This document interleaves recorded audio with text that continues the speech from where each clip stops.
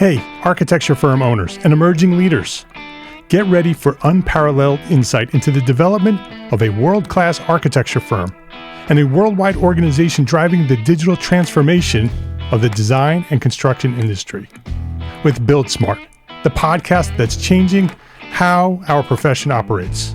We share the incredible stories behind innovation in the building industry with my friend and co-host, Patrick McCartney, FAIA, former CEO of the international architecture firm, HOK. You know, Yamasaki's office or firm lasted during his lifetime. And when he passed away, I think that was the end of the Yamasaki office. Helmut did not want that. He wanted a firm that would live out and grow beyond the founders. In Season 1, discover the untold stories behind HOK's meteoric rise, from 150 employees in St. Louis to a powerhouse with over 1,900 staff members and 27 offices worldwide. You know, they weren't as polite as the Kojima people. That was just boom. And anytime you have a creditor, whether it's Kojima or the bank, that wants their money, unless you can raise money someplace else, you are out of business. Bankrupt.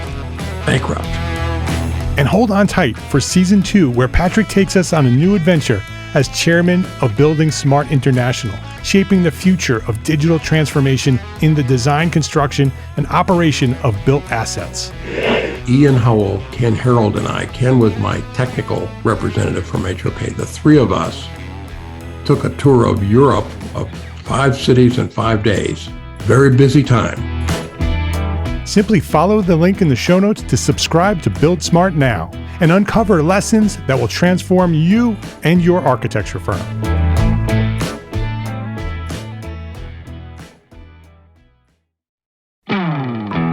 Hey, architecture firm owners and emerging leaders. Get ready for unparalleled insight into the development of a world-class architecture firm and a worldwide organization driving the digital transformation of the design and construction industry. With Build Smart, the podcast that's changing how our profession operates. We share the incredible stories behind innovation in the building industry with my friend and co-host, Patrick McCartney, FAIA, former CEO of the international architecture firm, HOK. You know, Yamasaki's office or firm lasted during his lifetime. And when he passed away, I think that was the end of the Yamasaki office. Helmut did not want that. He wanted a firm that would live out and grow beyond the founders. In Season 1, discover the untold stories behind HOK's meteoric rise, from 150 employees in St. Louis to a powerhouse with over 1,900 staff members and 27 offices worldwide. You know, they weren't as polite as the Kojima people. That was just boom. And anytime you have a creditor, whether it's Kojima or the bank, that wants their money, unless you can raise money someplace else, you are out of business. Bankrupt. And hold on tight for Season 2, where Patrick takes us on a new adventure as chairman of Building Smart International, shaping the future of digital transformation in the design, construction, and operation of built assets. Ian Howell, Ken Harold, and I, Ken was my technical representative from HOK. The three of us took a tour of Europe of 5 cities in 5 days. Very busy time. Simply follow the link in the show notes to subscribe to Build Smart now and uncover lessons that will transform you and your architecture firm.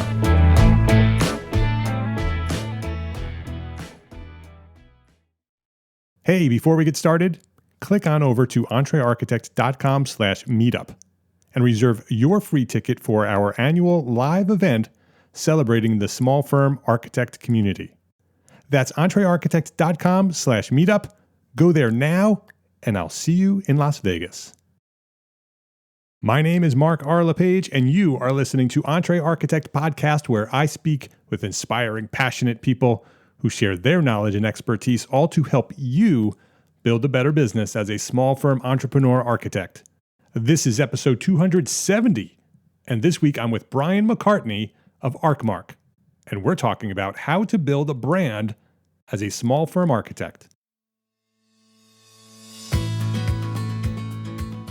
This episode of EntreArchitect Podcast is supported by our platform sponsors, ArchCAD. the online resource delivering quality building material information, CAD details, BIM, specifications, and so much more at arcat.com, and FreshBooks, the cloud-based accounting software that makes running your small firm easy, fast, and secure. Spend less time on accounting and more time doing the work you love. Bryon McCartney, welcome to EntreArchitect Podcast. Thanks, Mark. It's really great to be here. It's good to have you here. This will be a fun episode. We're going to talk about something that you and I are both very passionate about, and so we're going to try to hold this down into a manageable size of a podcast. But we can definitely go for hours because you and I have already clicked pretty well offline here. So let me introduce you to our listeners. With a lifelong love of architecture, Bryon McCartney studied graphic design at Ohio University. And Bryon's career has included roles as creative director for Unilever North America and chief operating officer and lead creative for BBDO worldwide in Zurich, Switzerland. So some big companies with some serious influence. He's managed numerous projects for Fortune 100 companies in the US and throughout Europe, and has played an important role in establishing internet strategies for major brands, including Calvin Klein Fragrances, Elizabeth Arden Cosmetics, General Motors, Lipton Foods, and many, many more. Today, Bryon is managing partner and chief idea guy at ArcMark, a branding and marketing company for architects based in Estero, Florida. And that's why he's here today, because today we're going to talk about marketing and branding and all the good stuff that all you guys and ladies love to talk about, because I know that you like marketing. It's the thing that we all want to talk about, right? We want to know how best to get our messages out there. Well, that's what we're going to talk about today. But before we get into that, I want to hear Bryon's story. So Bryon, go back to where you discovered your passions for architecture and marketing, and what inspired you to do what you're doing now. Sort of share that story of your journey to where you find yourself today. All right, Mark. Well, so growing up, my grandfather was actually working in construction quite a lot. So I was kind of brought up around job sites. My grandfather worked on very large scale projects like building electric dams and wow, that must have been cool as a highways. kid.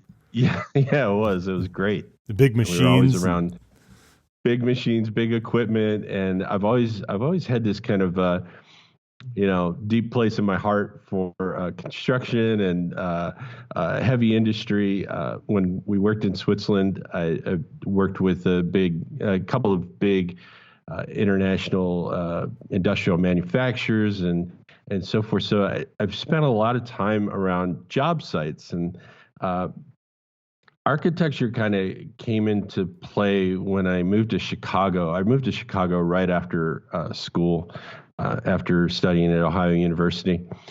And just being in Chicago, being around all those great buildings, I really just fell in love with architecture. I actually even thought of going back to school to become an architect at one point.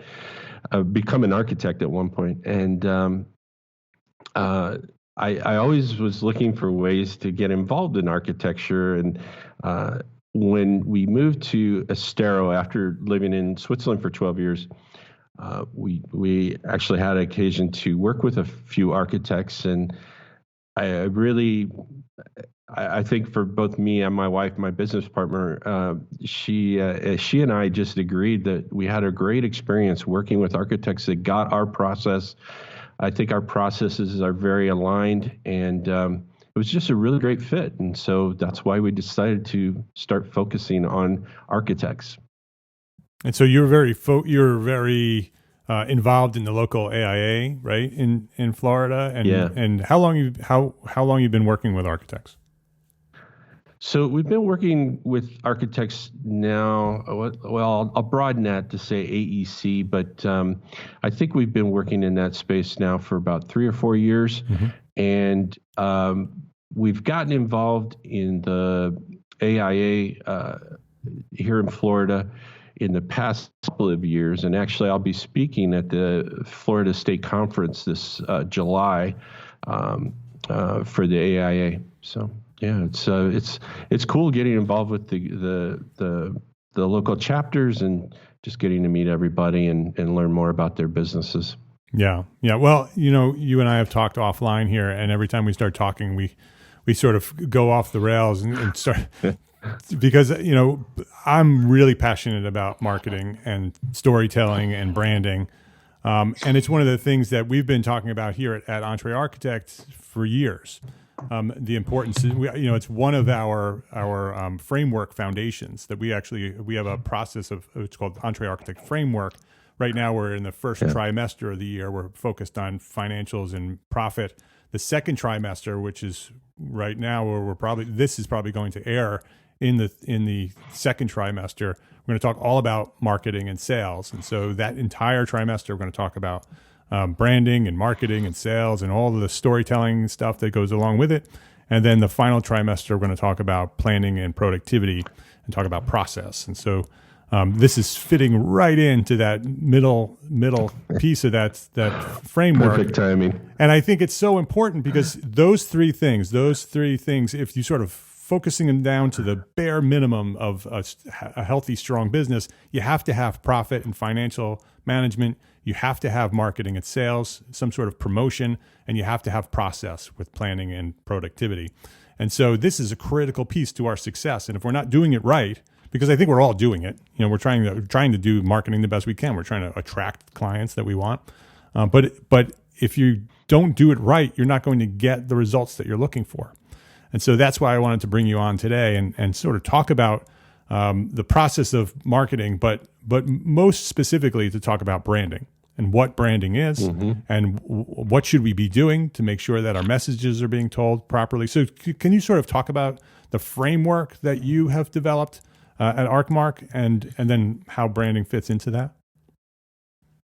Yeah. So, well, one thing I want to say is that I don't know who said it. I can't claim ownership of this, but somebody said recently, it was maybe in the last couple of years, I heard somebody say this at a presentation, and they were talking about how, no matter what business you're in, nowadays you're in a branding and marketing business. And I think that's very cogent. It's very good advice to adhere to.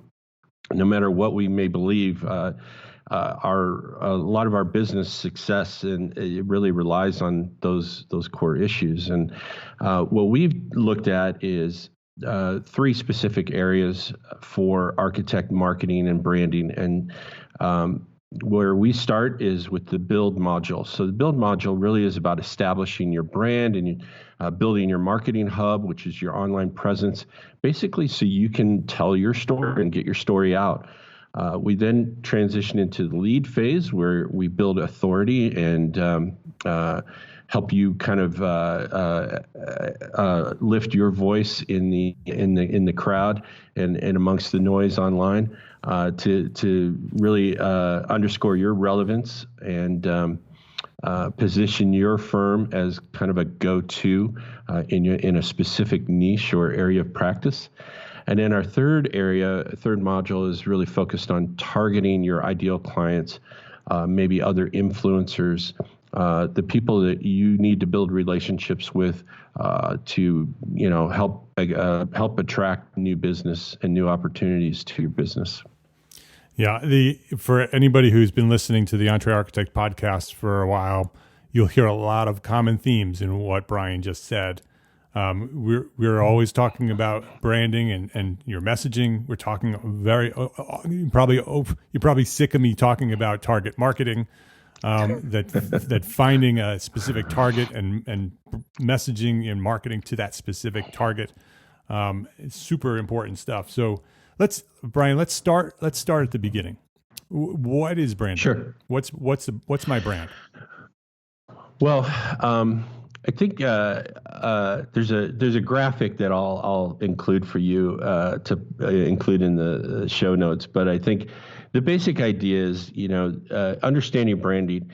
If we advertising, marketing, PR, and branding, advertising is when we're talking to large amounts of people. Marketing is where we're having more one-on-one conversations, where we're really trying to develop those relationships and bring in the right people. PR is where we're getting others to talk about us. Branding is kind of a umbrella over all of those things, and even more than that. It's how you look, it's how you talk, it's what your employees feel about working at your company. What branding really is, in its essence, is that it's the perception that you want others to have about your firm. That's, there's no simpler way to say it, but it's that perception. And branding is really the act of trying to create that perception, trying to influence it so that you're seen in a certain way. And that sort of, that's at many, many levels. We can talk about branding in terms of our individual firms. We can talk about personal branding. We can talk about the branding of our profession and the story that people Absolutely. already have and the understanding of what we do, or the misunderstanding of what architects do. And so it's from what my perception of branding is, it's the story that you want people, which is exactly what you said. It's the story that you want people to have of you, because they come to you with a story already in their mind, right? They already come to you with influences from outside, and they're coming to you as an architect or a business, and you need to sort of redefine the story that's already in their mind, right? With architects, a lot of them, especially small firm architects, a lot of them are coming to you. A lot of your clients are coming to you with the story of HGTV and DIY TV and what architects do there, totally wrong typically. And so you have a lot of work to do as an architect to sort of redefine that story. So how do we start with that process? So there's several phases to our process for branding. Where it all starts is, what we referred to it. We kind of have called it core values. Is really where we start. Is we actually have an exercise that we do in a kind of workshop setting. We bring in the stakeholders, and we have a deck of cards. Believe it or not, we have a deck of cards, and on those cards are usually two opposing words. And we go through a process of sorting these cards in different categories in terms of how we feel or how we want to feel about our business. And usually it takes, an hour and a half to 2 hours. There's a lot of arguments and discussion along the way. But what we end up with is a very basic vocabulary to start with. And that's usually the start of our branding process with a firm, is getting down to the core essence of, how are we going to define ourselves? What's really important to us in terms of terminology and perception? So that's where we begin. With the core values and going through those words on those cards, are they selecting words that they want people to perceive them as, or are they sort of picking words that appeal to them and what they want to be? Which we really try to focus it on how they. So there's many different sides to this kind of exercise, and at the core, what we want to get to is, all right, how do you define yourselves now? And there's that aspect of it, which is where are we currently at? We usually go through that process in discovery, which is our initial phase before we do that branding exercise. During discovery, we really kind of sift out, like, who are you now?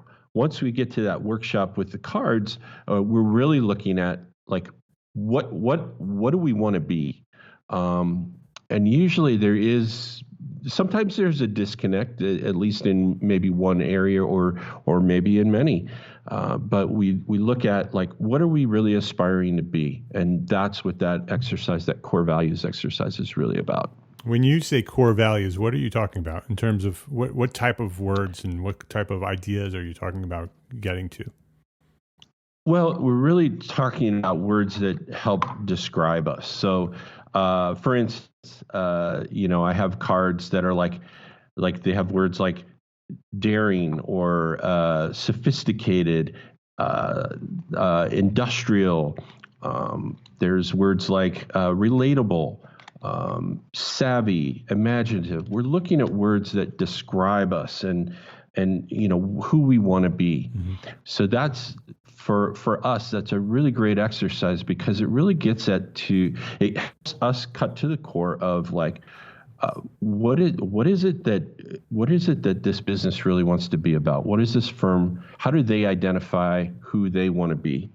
And that process is really key because it gives us that an initial foundation of where then we can go and start thinking about, okay, they said they want to be experimental and they want to be respected or something like that. We'll take those words and then start building out phrases and other aspects that can help us start to build their messaging framework. And that's, for us, that's the most important part of the brand is what are we really saying and what are we really trying to communicate? What is that perception that we're trying to create? Yeah, that's a very interesting exercise, the core values exercise, because not only are we selecting words that we want to be perceived as, we want to define who we are through these words. But in that process where you have a physical deck of cards and you're actually picking words that appeal to your firm that sort of gets pushed to this pile and say, okay, this is what we want to be. But at the same time, you're also pushing other words to another pile. This is what exactly right. This is what we don't want to be. And so you're defining two things. You're not just defining what you want to be, but what you don't want to be. Right. And there's actually 4 categories. So there's the what we want to be, there's the what we aren't, there's the what we're not sure about, and then there's the what doesn't apply. So some words just aren't relevant, and so we want to eliminate those. But what's really key to the whole process is getting enough of the what we want to be and the what we don't want to be to get a clear and clear kind of vision of what it is we really want to start thinking about and saying. Right, because the next step is going to be a lot easier if not only do you know what you want to be, but you have a clear idea of what you don't want to be. Because now you could just scrap all of that. Now you know that's not anything that has to do with those words in that pile. We don't want anything to do with that, and so we can just focus on this stuff. Yeah, and that's really critical because I think if you were to like, I think a lot of people have misconceptions about what branding really is, and a lot of people are like, oh, well, it's your logo, and that's the typical answer for 95% of people. But really, when it comes down to it, your logo should be an expression of that perception that you're trying to create. It all goes back to that. And these cards really help you get to the heart of that. What is that perception we're trying to create? Obviously, there's more pieces to the puzzle that we go through, but that's where it really starts, is having that understanding of, yes, we are this. No, we don't want to be that. And just that simple exercise. I mean, I say simple. It usually is there's a lot of discussion, and it's interesting to see the discussions that will form around words that you think are completely innocuous or don't have any relevance at all, and people get hung up on things like that. But that's why there's my wife and I are in that exercise, so we can guide that and put those things aside and then say, come back to them and hey, is this really still that important? Right, because I can imagine that some of those words are tied to their identity as people. This is, when I read that word, that's me, and maybe when it's personal like that, and it doesn't really tie into the brand and the message that you're talking about doing, then becomes that conflict that this is who I am, but that's not the story you want to tell. Yeah, and that's I think that's where a lot of owners get hung up actually in the exercise, is that they'll bring their team members in, and then all of a sudden they're having these clashes over words, and and then we'll just dial it back a little bit, and we will ask that question: are you referring to yourself as an architect, or are you referring to the firm? And what's more important here? And usually that helps to clarify things. Yeah, very interesting. So once you have this pile of core values, what's the next step? What do you do with those? So usually we go back, and then we kind of assemble that information. Then we go through another exercise. We actually have that's really talking about the brand personality. So once we have these words, we kind of have an idea or a clue what the next step is, or what the next options are. So we look at different brand archetypes. I don't know if you're familiar with that term, but there are different archetypes. There's I think 60 archetypes that have been defined. What does that mean? Just give us an idea of what that. So an archetype is like a model of what a brand represents and kind of how it's perceived. So you might have an archetype that is, let's say, the hero brand, right? Like, let's say the Army, right? That's a hero brand, right? Then you have maybe an archetype that's more like the wise sage, right? So that'd be more like Obi-Wan Kenobi or something like that. Yeah. So you have different archetypes that kind of describe different perceptions that we want to have about different brands. So there's other archetypes like the boy next door, the girl next door. There's romantic archetypes like Tiffany's, or maybe a luxury hotel, things like that. So what we're trying to do then is we're taking those words, and we've got this vocabulary. We kind of have this idea of what they're for, and we kind of look at how those words align with specific archetypes. So we kind of try to we usually try to see the next phase, which is called brand alignment, with those words and with some archetypes that we think fit. And then it's a process of kind of discussion and usually elimination, where we look at different archetypes and we say, does this fit with the idea that you have, or the kind of feeling that you have about your company or your firm? And that process just helps us to kind of dial in on a specific archetype, specific brand personality. So we're really trying to define, kind of the personality really has an influence over look and feel, how we're speaking, because are we having an authoritative voice, or are we having an inspirational kind of motivational voice? Those are differences between, maybe a sage and maybe a hero brand. So we want to kind of get alignment with our client to decide like which personality they feel fits best. And that alignment process, then that launches into another phase where we actually look at messaging. So that alignment process is really dialing in what archetype, what personality are we really trying to represent with this firm. And sometimes it might be a mix, but usually it's pretty obvious where they want to be, and that gives us a lot of clues about how to move forward. So preferably in the brand alignment phase, or you're looking for one archetype. I know you said that maybe sometimes they're a mix, but the goal is to like find the one, right?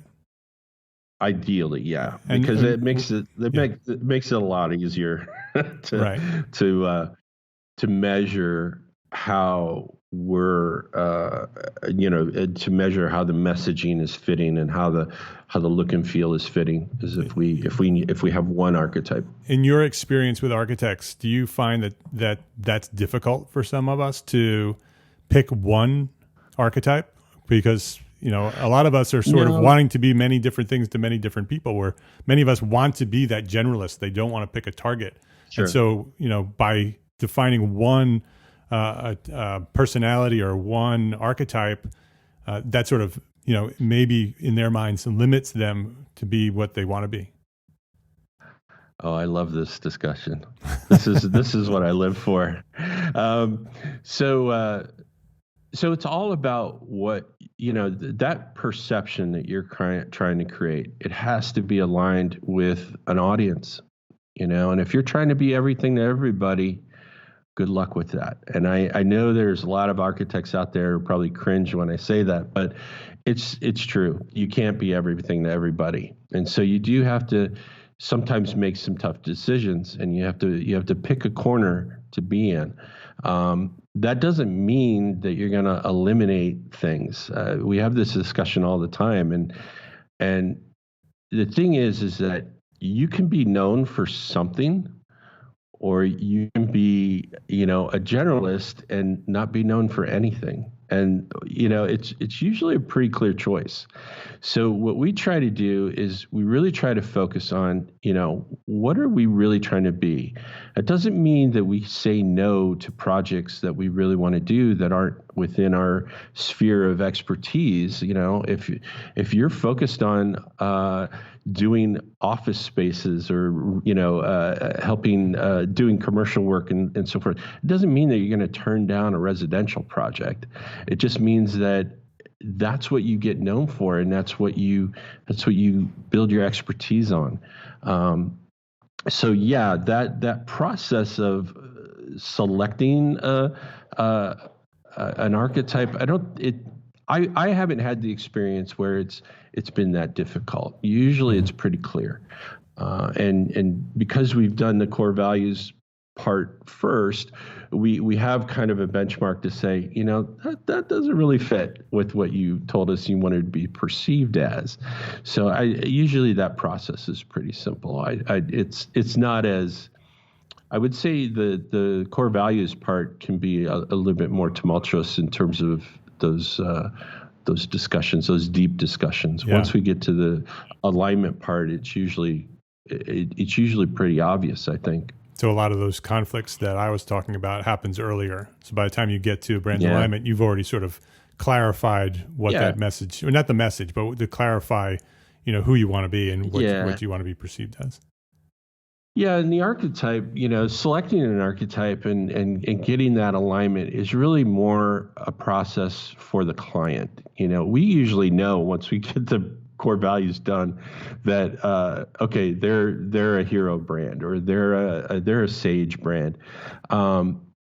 That going through that brand alignment process just helps them confirm that, this is the right fit, and that's the direction we go. And when we do that brand alignment, we actually present them with kind of mood boards of what that archetype might look like and what they might say. So usually when they see that all together, they get it. We said this, that's what we want, that's how we want to be perceived. Yes, this archetype kind of matches up with that impression, and we want to go forward with that. So it's a helpful process because it prepares them for the next phases, which is the messaging and the visual identity part. So. Yeah, I could imagine that at the end of the brand alignment phase, that the people that you're working with are probably pretty excited that they see that mood board and they see their core values sort to solidify into something real, that this brand is starting to come together. And it's like, yes, that's us. That's who we are. And now we just need to get that message out to the rest of the world, right?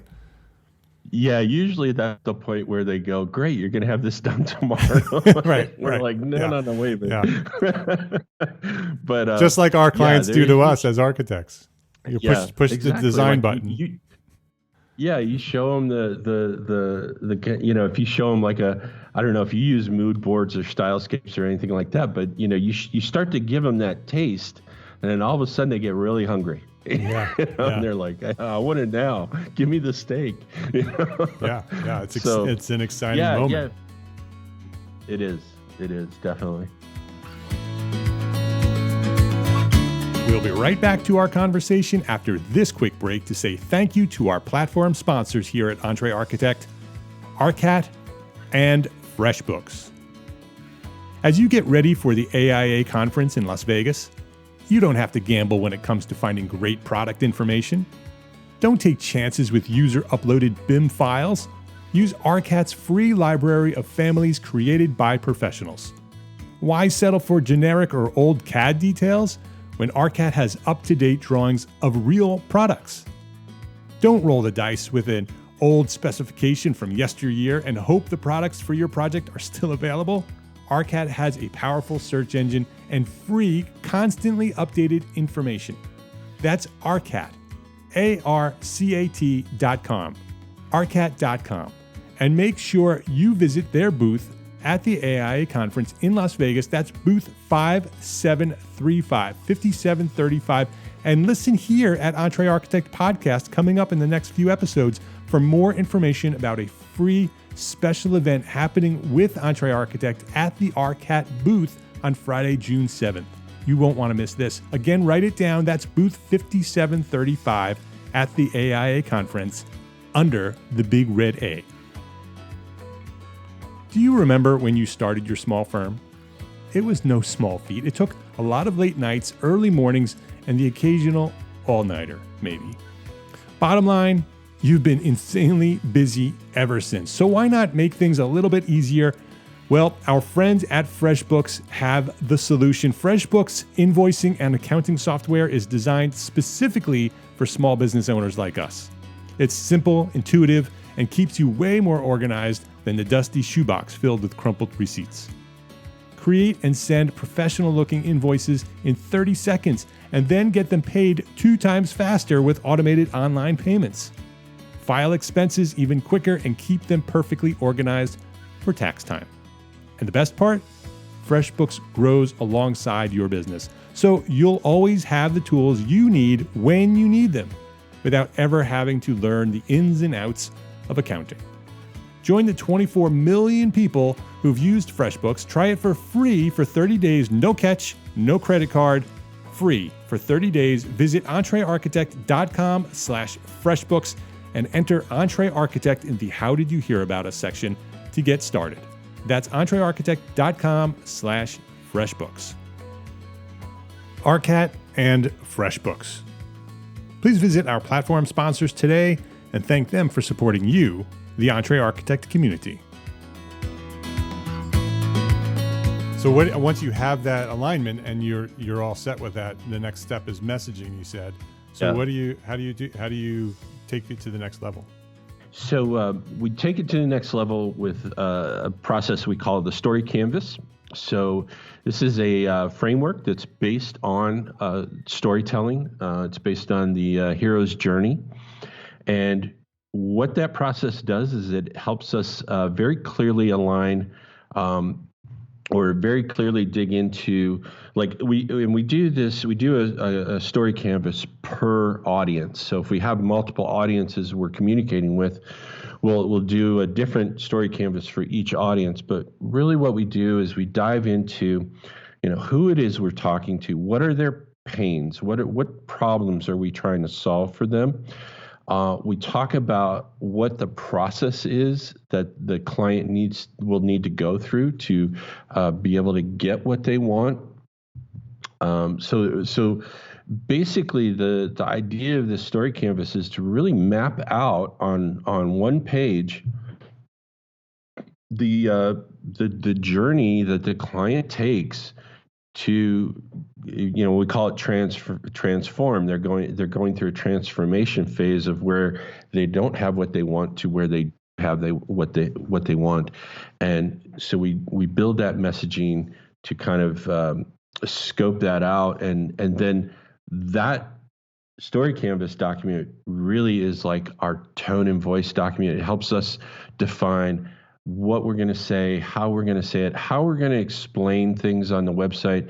There's a thing that we look at every website. Anybody who's gotten a website report from me, a website audit from me, gets this page, and it talks about the grunt test. The grunt test is when you go to your homepage, and there's 3 questions that have to be answered. First is, what do we do? Why should the visitor care? And what are they supposed to do next? And if you don't answer these questions very quickly in like those first few seconds, the tendency is most people will bounce from your website. So that messaging really helps us get at find the grunt test,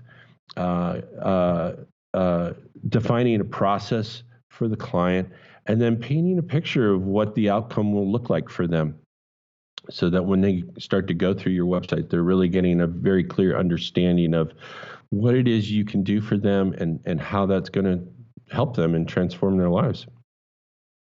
When you said that you develop a story canvas per audience, and so if we've selected one archetype and we've selected a target market that we want to work with, there may be multiple audiences within that target market, right? So maybe we're doing residential work and we're working with young families and we're working with retired couples, two totally different audiences looking for the same product. So how does that work? So usually what we'll do is, if that's the case, and we typically do advocate that we have one clear target audience for the homepage.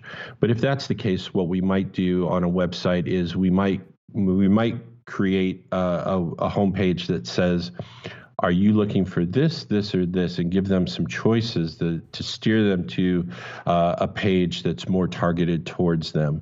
So that would be a typical way that we would satisfy that. But usually in most cases, we're looking to really hone in on a single audience. So with the story canvas, what type of, is that like phrases and pictures? What does that sort of look like? What does the story canvas look like? It's basically to describe it visually, it's a document with different columns and different sections, and in each section we're basically writing out statements, maybe bullet points even, to really and these are like starting points for our actual website content or marketing content. It's really what we call a foundation document. So once we have that document defined, everything that we do beyond that is really, we go back to that document and make sure that it checks a box, that it aligns with what was said in that story canvas, so that the messaging is clear, it's consistent, and that we're getting it right. So it's a very important document. Does it include things like colors and logos and those kind of things too, or is that something totally different? That would be separate. That's the story canvas is really about the messaging only. Okay. It's about words and feelings. Yes. Yeah. It's statements, written statements.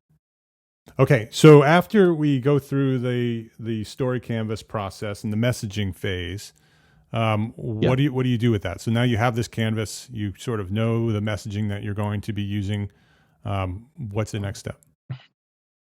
So the story canvas would be the basis for writing, let's say, website copy or marketing copy, as I said.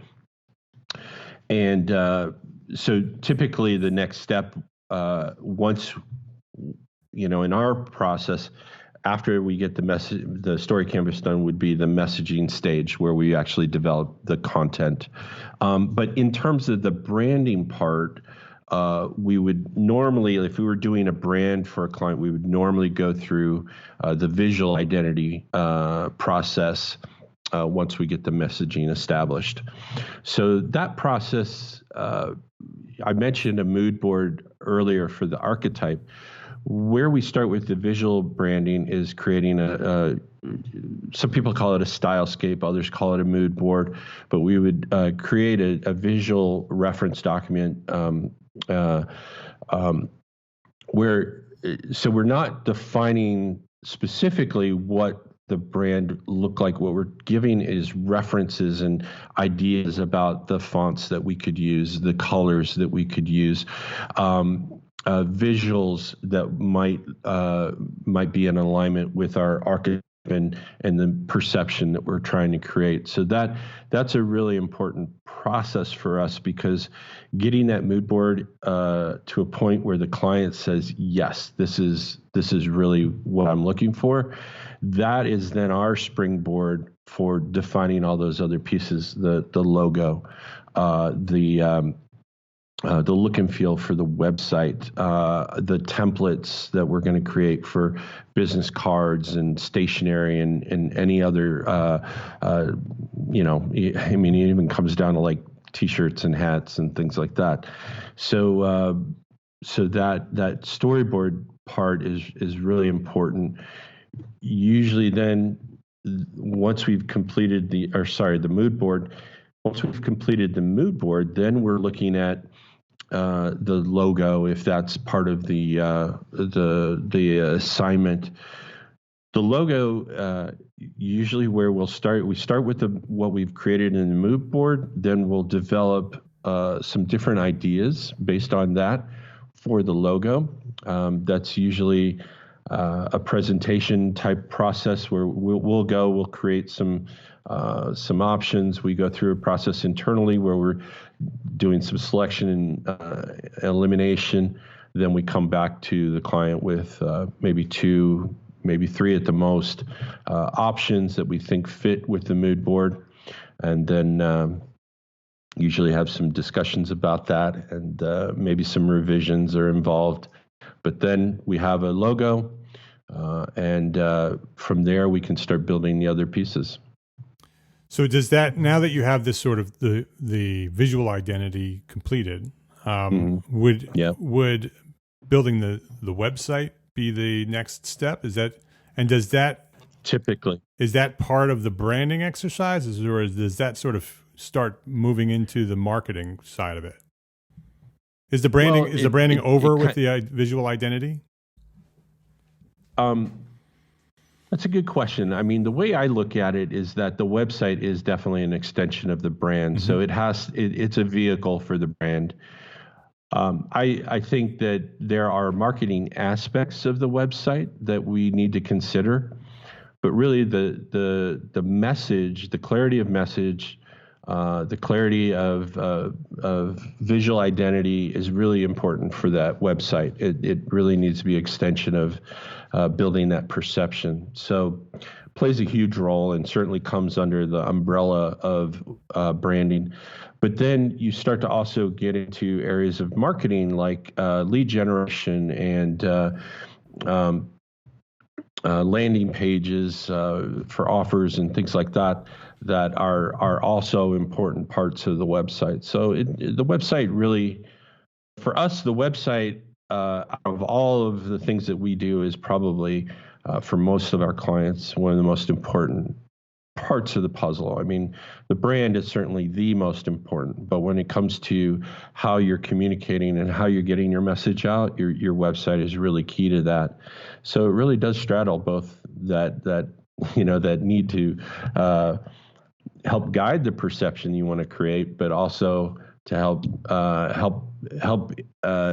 generate the leads and help generate the activity that you want to be able to capture new business. Yeah. So the website is, I would say, is the most important piece of the whole puzzle, because it's even more important than your physical space that you're working in, because it's literally the first place people go when somebody refers you to a friend, or the first thing that friend is going to do is go to Google and search to see who you are and what you do. And that first visual impact of that website is going to tell a lot of the story immediately without even reading any words. You're going to look at it and they say, oh, that fits, or nope, that doesn't fit.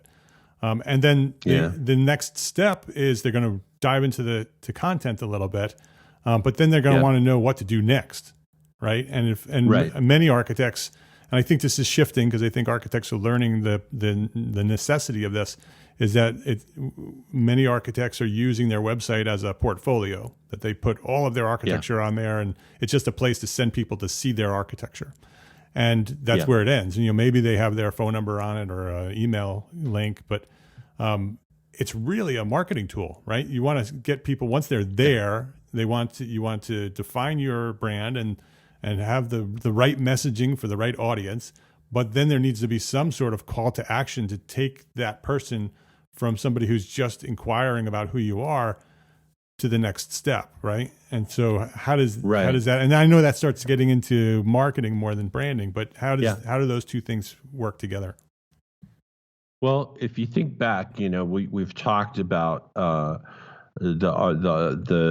values of the brand. We've talked about the personality. We've talked about the message. All of those things need to be a part of that download or that landing page that is converting people.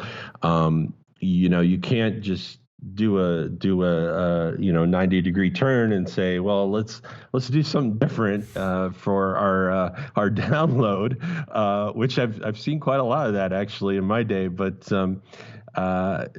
you really want to make sure that all of that stuff is cohesive, that it's consistent, and that it's giving the right message. I mean, there's no way around it. Once you start going off in different tangents, that really becomes a kind of a hurdle, or not a hurdle, but it's an obstacle for people. They go to your website, they've heard about you, they got this great recommendation to you from a friend. They go to your website and they see something that's completely incongruous with that, or they go to a landing page and hear a different message coming from you. That's going to be that's going to cause friction in their mind. They're going to be like, wait a minute, this doesn't match up with what I heard.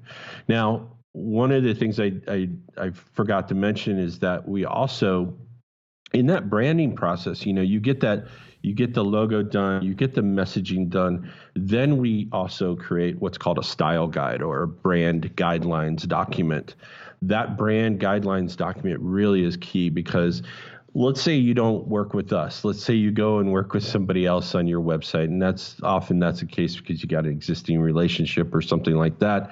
Or maybe you just want to get some cups done and you got a printer that you've been using forever and whatnot. So having that style guide is something you can give over to those existing relationships and say, hey, we've defined our brand now.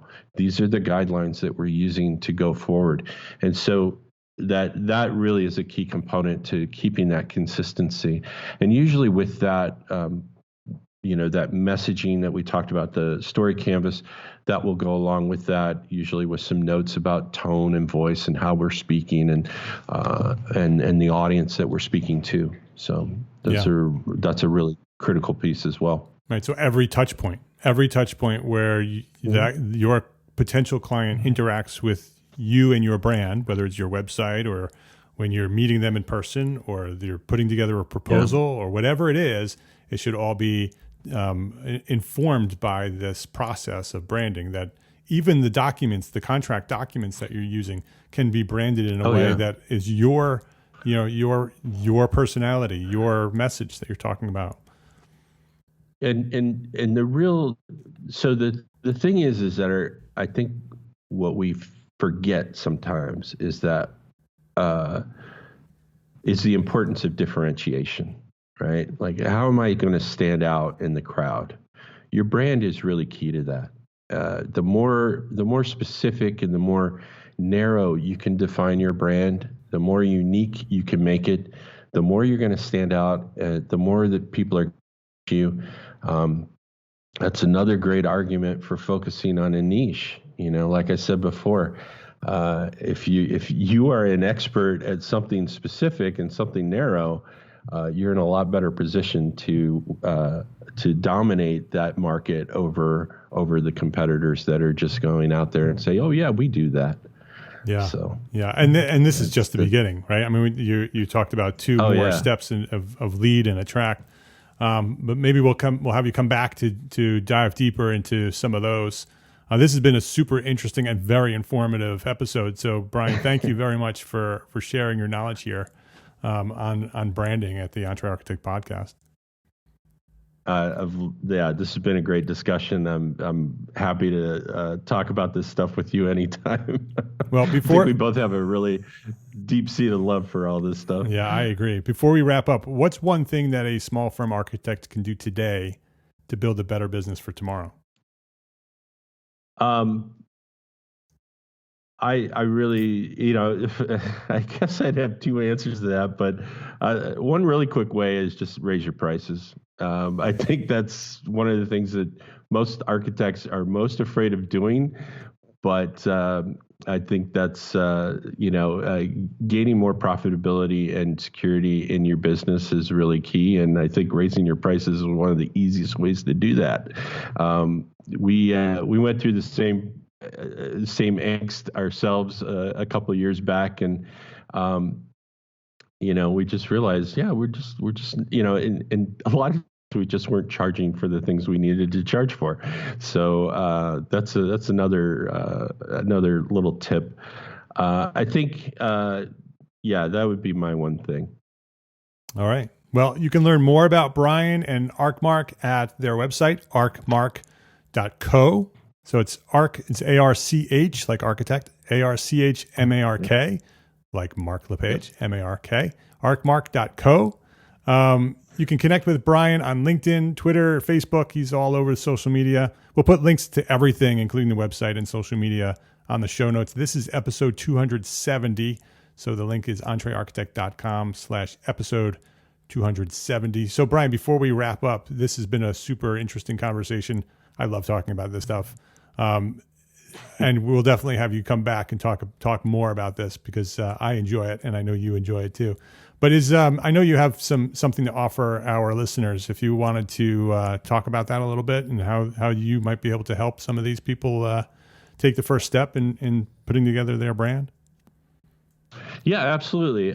So one of the initial ways that a lot of firms find out about us is by going to our website and requesting a free web presence audit. We put together a report.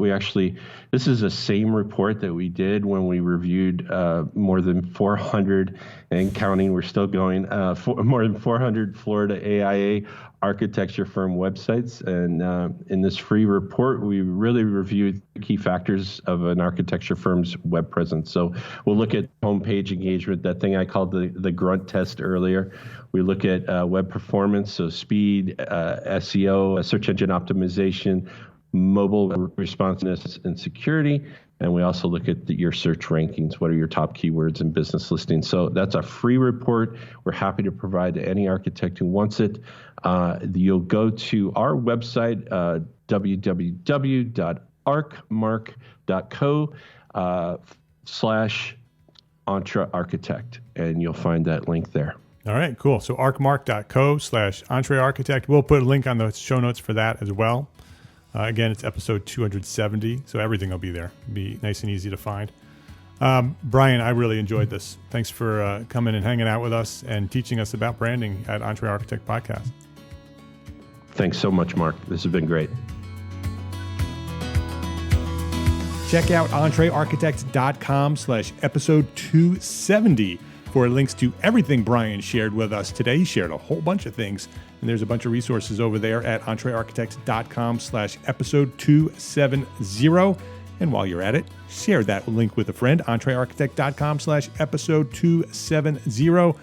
Hey, if you are attending the AIA conference in Las Vegas, or even if you're not attending the conference but want to connect live with fellow EntreArchitects, then listen up.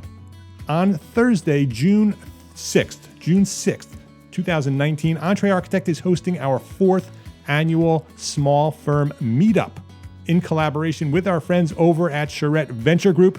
We're doing this live in Las Vegas on June 6th, 2019. You don't need to be attending the conference, so even if you're not going to the conference, you can still come hang out with us. You just need to want to have a good time and finally connect live with the people you communicate every day with at EntreArchitect membership or over at the EntreArchitect community on Facebook. We're a family. We're a bunch of friends. Let's go hang out and meet up in Las Vegas. This is the annual celebration of our community of small firm architects, so don't miss it.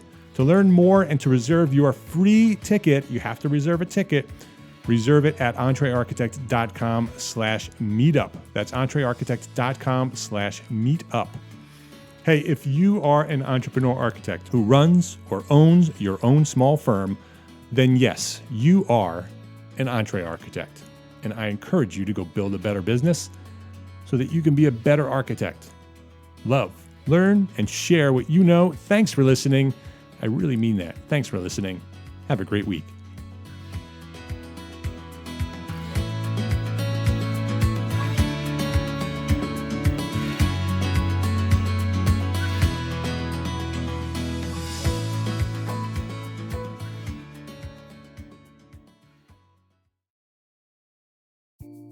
Imagine earning continuing education credits while doing exactly what you're doing right now. Well, you can. Gable Media has revolutionized the way you earn your continuing education credits with a groundbreaking approach. Forget running around town and scouring the internet for credit-worthy courses. Fulfill your CE requirements effortlessly by listening to engaging podcasts just like the one you're listening to now. Our podcasts are designed to educate, entertain, and inspire, all in a user-friendly environment. But wait, there's more. Architects, Gable Media is also approved as an AIA continuing education services provider. Upon completion, we handle everything, from reporting your hours directly to the AIA to storing your certificates in your personal Gable Media profile for your self-reporting needs. So follow the link in the show notes and start earning your credits in the most innovative and entertaining way possible with Gable Media. Attention architects and creative minds, get ready to supercharge your brand with Build Your Brand, the podcast that's unlocking the secrets of branding success for creatives. Hey there, it's Mark Arlepage, founder of EntreArchitect, and I'm inviting you to join my friend, architect marketing expert Jeff Eccles at Build Your Brand podcast, where he explores the captivating stories of the world's top brands and transforms their lessons into powerful moves for small firm architects and creatives like you. In Season 1, Jeff shares the thrilling tale of Southwest Airlines, where he dissects their journey to the summit and distills it into strategies tailor-made for you. It's important to keep in mind that companies like Southwest compete in the real world, just like you, and face real-world challenges, just like you. You might be surprised at how similar those challenges are to the struggles that you grapple with on a day-to-day basis. Don't miss out on your blueprint for success. Subscribe, tune in, and let's build your brand together. You may have noticed that the very best brands in the world are also known for having somewhat unique corporate cultures. That's often the glue that holds everything together when they encounter those rough spots. We don't do it because it inconveniences the passengers to whom we are primarily dedicated, the short haul, frequent flyer. Follow the link in the show notes to subscribe to Build Your Brand today. Remember, no matter the size, the journey's the same. Your brand's journey to the top starts here.